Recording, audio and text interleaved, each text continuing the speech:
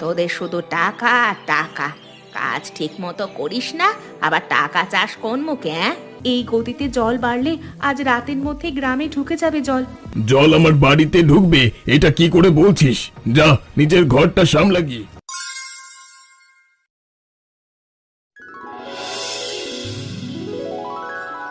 দিদি, আজ পুকুরের জল একদম ঘোলা। বর্ষা আসতে চলেছে মনে হয়। পুকুর পাড়ে গিয়ে দেখলাম কচুরিপানা ভেসে উঠে এত জমেছে যে জল তুলতেই কষ্ট হলো। 3-4 বার কলসি ডুবিয়ে তারপর একটু পরিষ্কার জল পেলাম। কি আর করার আছে বল। তার উপর হাতিম মিয়ার বাড়ির কাজের মেয়ে সুফিয়া বলল আজ নাকি আমাদের দুজনকেই ডেকে পাঠাবে বড় বউ। বাড়িতে নাকি অনেক কাজ জমে আছে, নাকি বড় বউ খুব বিরক্ত হয়ে আছে, তাড়াতাড়ি আসতে বলেছে। ডাকলে যেতে তো হবেই রে বিনি, আমাদের তো আর উপায় নেই। গত সপ্তাহের মজুরিটাও এখনো দেয়নি রহিমা বেগম। 2 বার গিয়েছি, 2বারই বলেছে পরে দেব পরে দেব। আমাদের এই ঘরটার দিকে একবার তাকা, একটু জোরে বাতাস এলেই মনে হয় চালা উড়ে যাবে। দিদি, তুমি সবসময় বলো এই বর্ষাটা পার করতে পারলে বানানো হবে, কিন্তু প্রতিবারই তো একই রকম কষ্ট আসে। গতবারও বর্ষায় ঘরে জল উঠেছিল, মনে আছে? সারা রাত জেগে বসেছিলাম দুজনে। আমাদের কপালে কেন এমন হয় দিদি? রাগ করে লাভ নেই রে বিনি, চল ভাত খেয়ে বেরোই। তুই কলসিটা ভেতরে রাখ, আমি চুলাটা দেখি। ভাত ফুটে উঠেছে মনে হয়।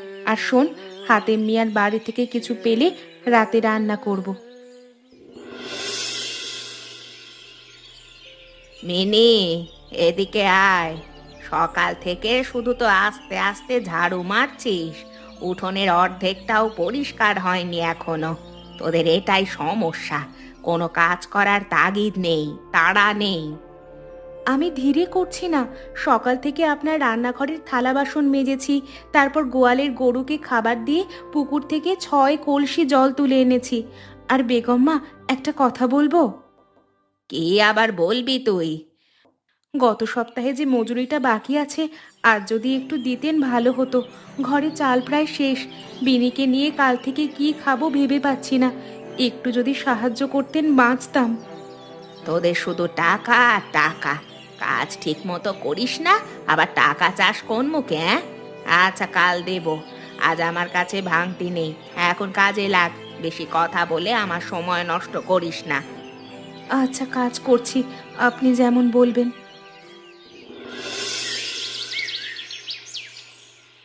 বিনিমা, কি হয়েছে তোর? চোখ এত লাল কেন? আয় আয়, এইদিকে আয়, বস। কি হলো, কেউ কিছু বলেছে? চেহারা দেখে বুঝতে পারছি কিছু একটা হয়েছে। তোরা আমার নিজের মেয়ের মতো। কি হয়েছে বলতো? ফজলু চাচা, আজ গোয়াল ঘর পরিষ্কার করতে গেছিলাম ওদের বাড়ি। 3 দিনের গোবর জমেছিল, তবুও কাজ করেছি নাক চেপে চুপচাপ। তখন হাতিম মিয়া এসে আমাকে দেখে বলল আমাদের মতো এই গরিবগুলোর জন্মই হয়েছে নাকি ওদের সেবা করার জন্য। আমরা কেন গরিব চাচা? আমরা কি মানুষ নই? ওরা কেন এভাবে কথা বলে আমাদের সাথে? মা বিনি, শোন, আমি 60 বছরের বুড়ো মানুষ। আমিও গরিব, আমাকেও ওরা অপমান করে। কিন্তু কেন অপমান করে? এটাই এখানে নিয়ম। হাটে গেলে বড় লোকেরা আমাকে পাশ কাটিয়ে যায়।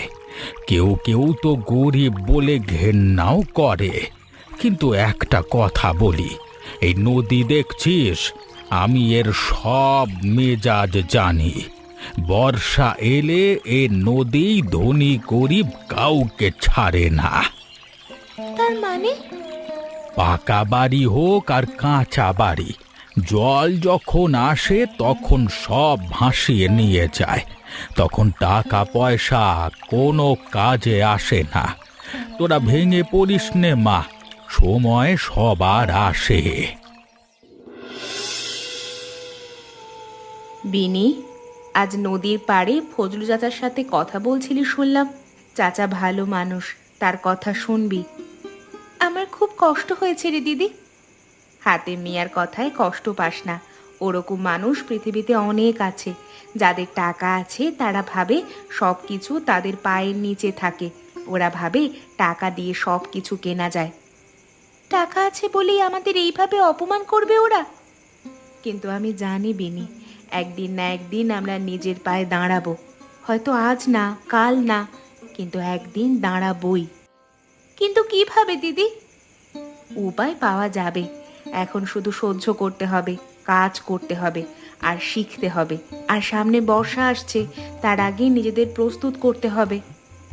দিদি, তুমি তো সবসময় এসব ভাবো। আমি তো শুধু রাগ করি আর কাঁদি। তুমি কিভাবে এত শান্ত থাকো গো?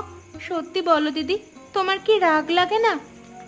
রাগ করে আর কি করব বল, এটাই তো আমাদের জীবন। আমি তো আজ ভেতরে ভেতরে এত কষ্ট পেয়েছি যে মনে হচ্ছিল সব ছেড়ে কোথাও চলে যাই, যেখানে কেউ আমাকে চেনে না, কেউ গরিব বলে অপমান করবে না। কিন্তু কোথায় যাব? এই গ্রাম ছাড়া আমাদের তো কিচ্ছু নেই। কিন্তু তুমি কষ্ট পাও না আমার মতো? পাই বিনি, মাঝে মাঝেই ভাবি কেন আমাদের এই অবস্থা, কেন বাবা মা চলে গেল অল্প বয়সে, কেন আমরা এত গরিব। কিন্তু তার মধ্যেও ভাবি আমাদের ঘুরে দাঁড়াতে হবে, হেরে গেলে চলবে না। বৃষ্টি বাড়ছে। হ্যাঁ, কদিন আগে অল্প বৃষ্টি হচ্ছিল, কিন্তু এখন দেখছি দিনের বেশিরভাগ সময় বৃষ্টি হচ্ছে। আগামীকাল দেখি নদীর কি অবস্থা থাকে, সেই মতো ভাবা যাবে। ফজলু চাচা বলেছিল এবারের বর্ষা নাকি ভয়ঙ্কর হতে পারে। চাচা নদী চেনে, সাবধান থাকতে হবে আমাদের।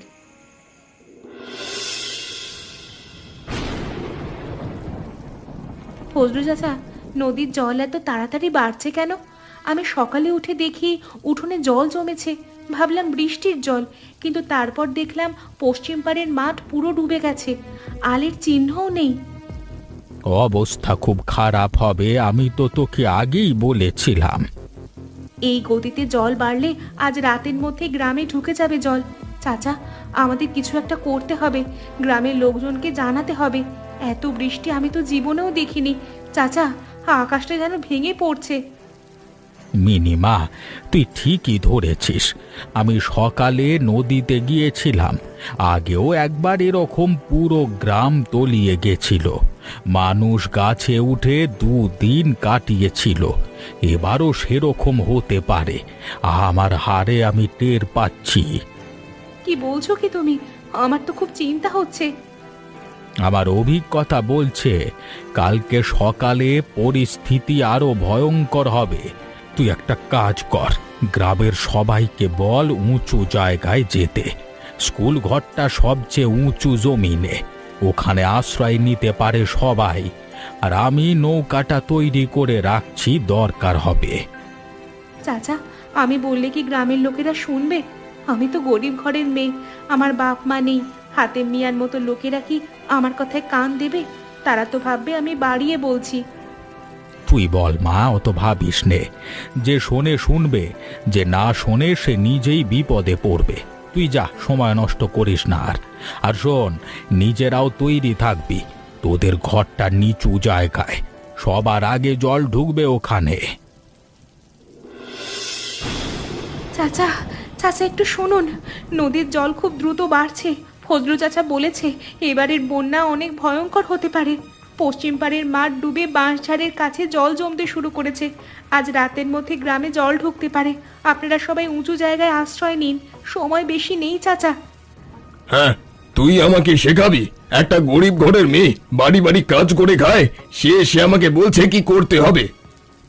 আমি মিথ্যে বলছি না চাচা। শোনো, আমি এই গ্রামে 55 বছর ধরে আছি, কত বর্ষা দেখেছি। প্রতিবারই এরকম একটু জল বাড়ে, 2 দিন পর আবার কমে যায়। আমার পাকা বাড়ি, আমার কিছু হবে না। তোদের মতো কাঁচা ঘর হলে তো ভয় পাবি, সেটাই স্বাভাবিক। কিন্তু এবারের বর্ষা পাকা ঘরে আটকাবে বলে মনে হচ্ছে না। দেখ, আমাকে ভয় দেখাতে আসিস না।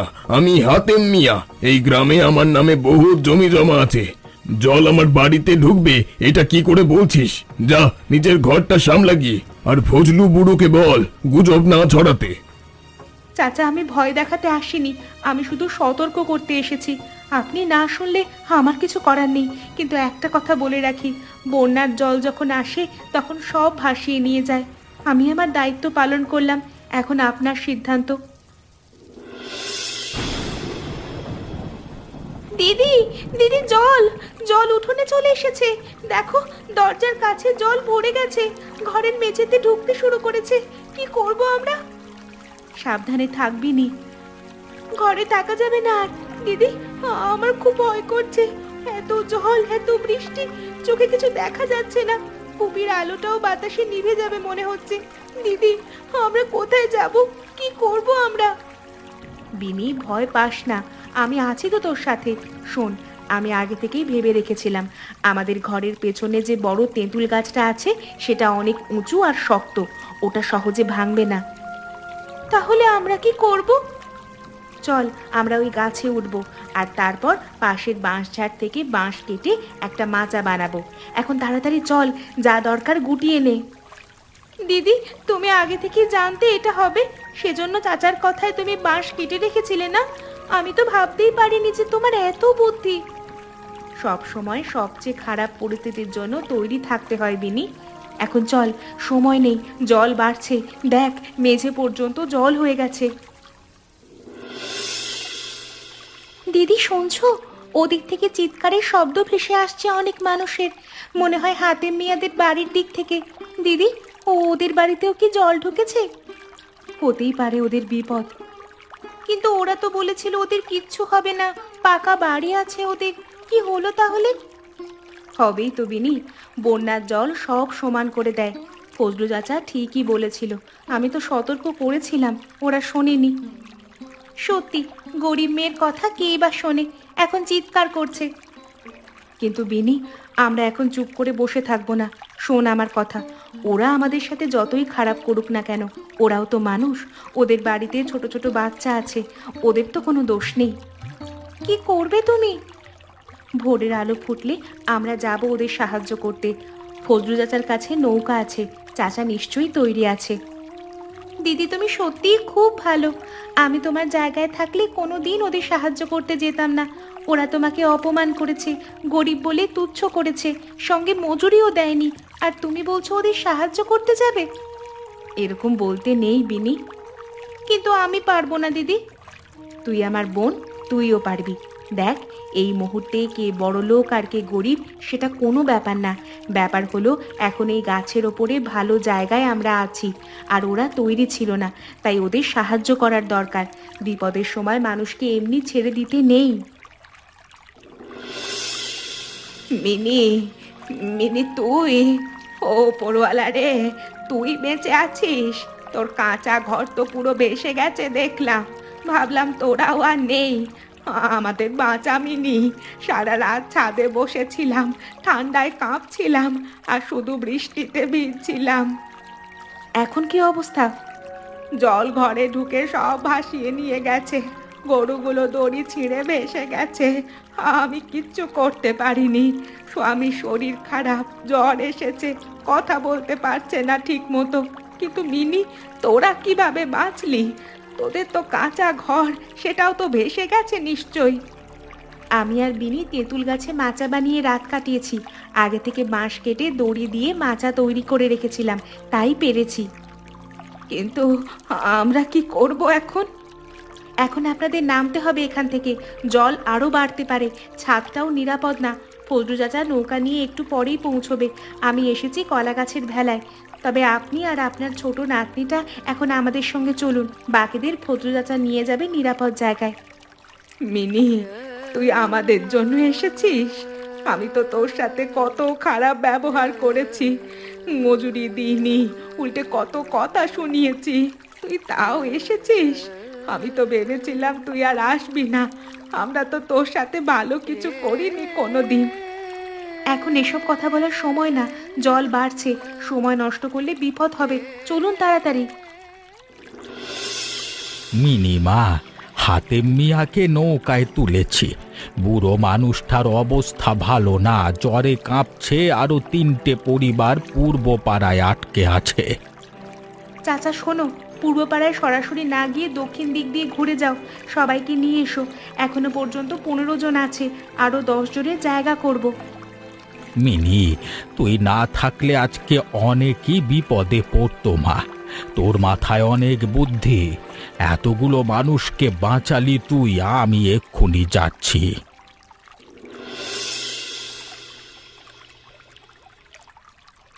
দিদি দেখো, জল সরে যাচ্ছে, গ্রামটা দেখা যাচ্ছে আবার। কিন্তু কি চেহারা হয়েছে গ্রামের! ঘরবাড়ি ভাঙা, গাছপালা উপড়ে পড়ে আছে, রাস্তায় কাদা জমেছে হাঁটু পর্যন্ত। দেখে বিশ্বাসই হচ্ছে না যে এটা আমাদের গ্রাম। আমাদের ঘরটা দিদি, দিদি ভেসে গেছে পুরোটাই। যেখানে ঘর ছিল সেখানে শুধু কাদা আর কয়েকটা ইট পড়ে আছে, কিচ্ছু নেই আর ঘরে। সেই ভাঙা চুলা, কলসি, খাটিয়া সব ভেসে গেছে। এবারে আমরা কি করব? আমরা আবার কোথা থেকে শুরু করব? সত্যি আমরা শুরু করতে পারবো তো? অবশ্যই পারবো, বিশ্বাস রাখতে হবে নিজেদের ওপর। আমরা নিশ্চয়ই আবারও শুরু করব প্রথম থেকে। বাবা যখন মারা গেল, মা যখন চলে গেল, তখনও তো কিছুই ছিল না আমাদের। তুমি যখন বলছো তখন নিশ্চয়ই আবারও করব। ঘর গেছে তো কি হয়েছে, আমরা তো আছি। তুই আছিস, আমি আছি, ফজলু চাচা আছে। তবে এবার এই তেঁতুল গাছটার ওপরে আরও একটা ঘর বানাবো বিনি। তাহলে এবার আরো ভালো করে বানাবো, আর উঁচুতে বানাবো, আরো শক্ত করে।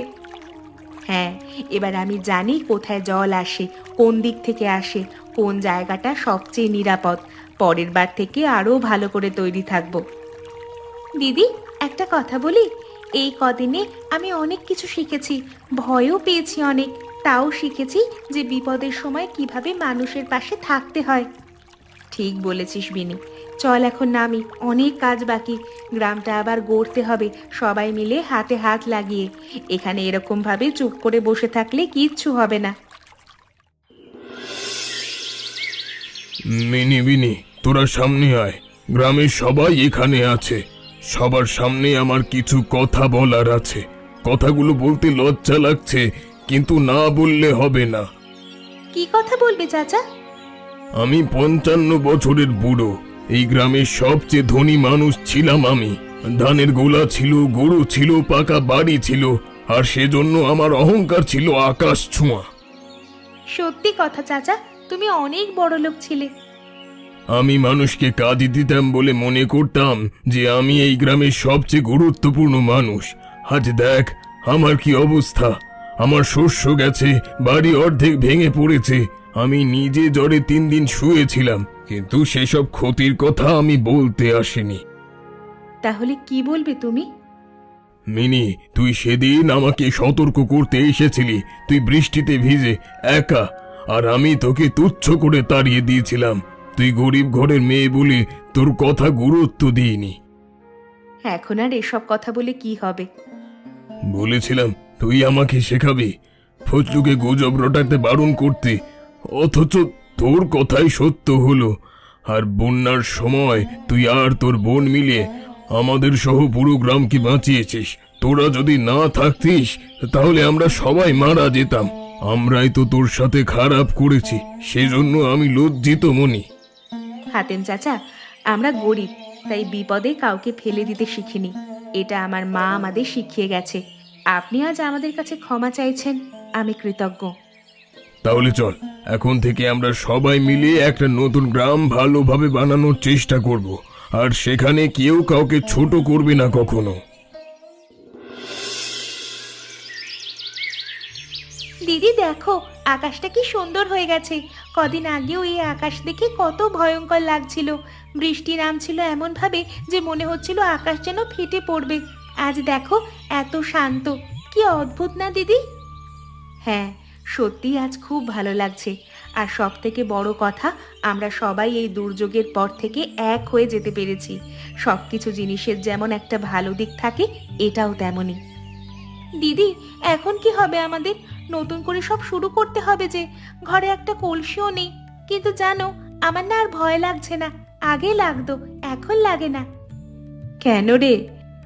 তার কারণ তুমি এখন গ্রামের মানুষদের একজোট হতে শিখিয়েছো। এখন যে কোনো কারোর বিপদে সবাই এগিয়ে এসে সাহায্য করবে। তুই বুঝতে পেরেছিস তাহলে? হ্যাঁ, কারণ এতদিন আমি ভাবতাম আমরা গরিব, আমরা ছোট, তাই আমাদের কোনো ক্ষমতা নেই, আমাদের কথা কেউ শোনে না। আমরা শুধু অন্যের বাড়িতে কাজ করে বেঁচে থাকার জন্য জন্মেছি। এখন কি বুঝলি?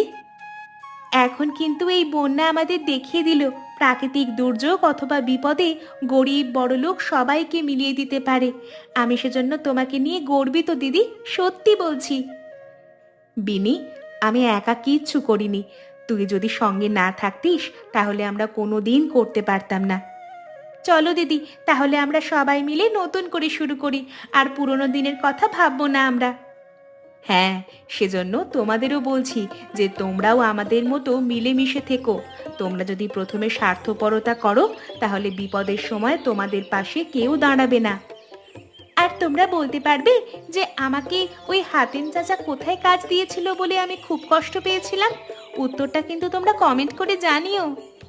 আর আমাদের গল্পের কোন জায়গাটা সব থেকে তোমাদের ভালো লাগলো এবং তোমাদের কি শিক্ষা দিল আমাদের এই গল্প, তোমরা কিন্তু অবশ্যই কমেন্ট করে জানিও তোমাদের মতামত। আর আমাদের চ্যানেলটা সাবস্ক্রাইব করে অবশ্যই সঙ্গে থেকো।